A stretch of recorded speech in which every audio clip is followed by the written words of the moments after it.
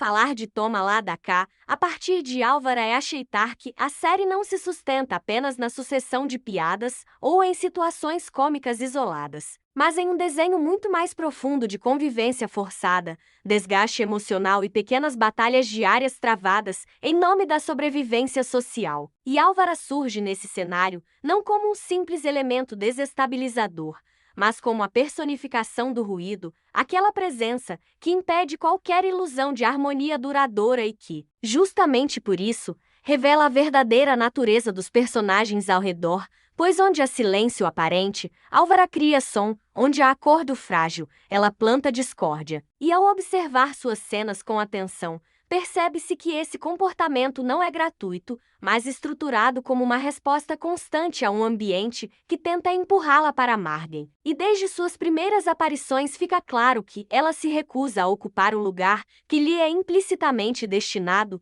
o da figurante tolerada. E essa recusa é o motor de todo o seu arco cômico, pois cada fala atravessada, cada invasão de espaço e cada comentário inadequado funcionam como tentativas desesperadas de reafirmar sua existência naquele microcosmo. E o condomínio de toma lá da cá é, nesse sentido, um laboratório social perfeito, pois reúne indivíduos obrigados a compartilhar espaço, recursos e tempo, sem necessariamente compartilhar valores ou afetos. E Álvara entende intuitivamente que, nesse jogo, quem se cala desaparece, e por isso ela fala, grita, exagera e teatraliza tudo, transformando a própria vida em espetáculo permanente, e essa teatralização não apenas provoca riso, mas constrangimento, pois expõe aquilo que os outros preferem esconder sob uma camada de falsa cordialidade, e ao analisar cena por cena, nota-se como muitas das reações mais engraçadas dos outros personagens não vêm da fala de Álvara em si,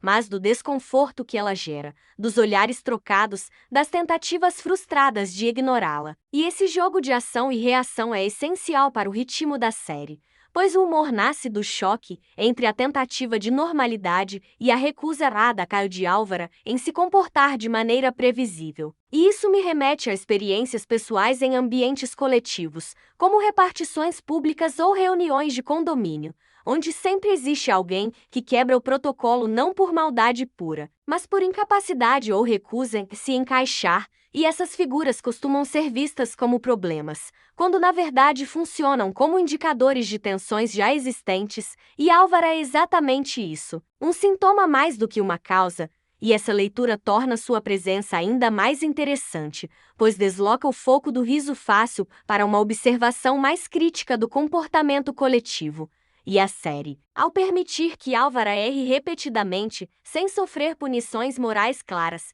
reforça essa ambiguidade, pois ela não é corrigida, mas tampouco recompensada. Ela simplesmente continua, insistente, ruidosa e viva, e isso cria uma sensação de realismo emocional que muitas comédias evitam, preferindo resoluções rápidas e lições explícitas. Mas toma lá da cá confia na inteligência do público para perceber que o aprendizado, se existe, é fragmentado e imperfeito, e ao comparar Álvara com outros personagens do universo da série, fica evidente como ela opera em um registro próprio, pois enquanto muitos se definem por uma função social clara, a síndica, o malandro, a estrangueira, Álvara transita entre papéis, às vezes vítima, às vezes algoz, às vezes confidente involuntária, e essa fluidez a torna imprevisível, mantendo a narrativa em constante movimento, e essa imprevisibilidade é um dos maiores trunfos da personagem, pois impede que o espectador se acomode, obrigando-o a reagir a cada nova situação,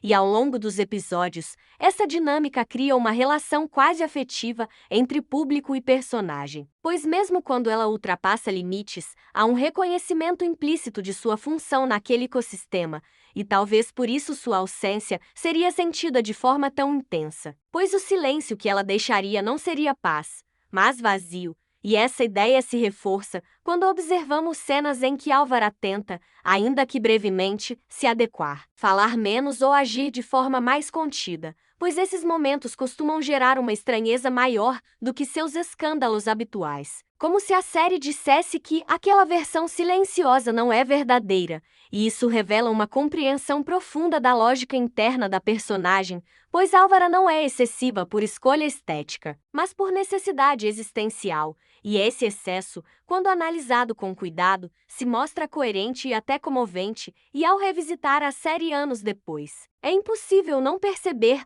como a personagem ganha novas camadas, conforme mudamos nosso olhar, pois o que antes parecia apenas engraçado passa a carregar um peso emocional diferente. Uma sensação de cansaço, de repetição, de luta constante para não desaparecer, e isso aproxima Álvara de uma dimensão quase trágica, ainda que sempre revestida de humor. E é justamente essa mistura de riso e desconforto que torna Álvara um show um recorte tão poderoso, pois o show não está apenas na performance exagerada, mas no que ela revela sobre a fragilidade das relações humanas quando colocadas sob pressão constante e toma lá da cá, ao permitir que esse ruído se mantenha sem resolvê-lo de forma artificial. Cria uma comédia que resiste ao tempo, pois continua dialogando com experiências reais de convivência, e ao final dessa análise, fica claro que Álvara não é apenas uma personagem memorável, mas um dispositivo narrativo sofisticado, usado para expor o absurdo do cotidiano, sem nunca se afastar completamente da realidade,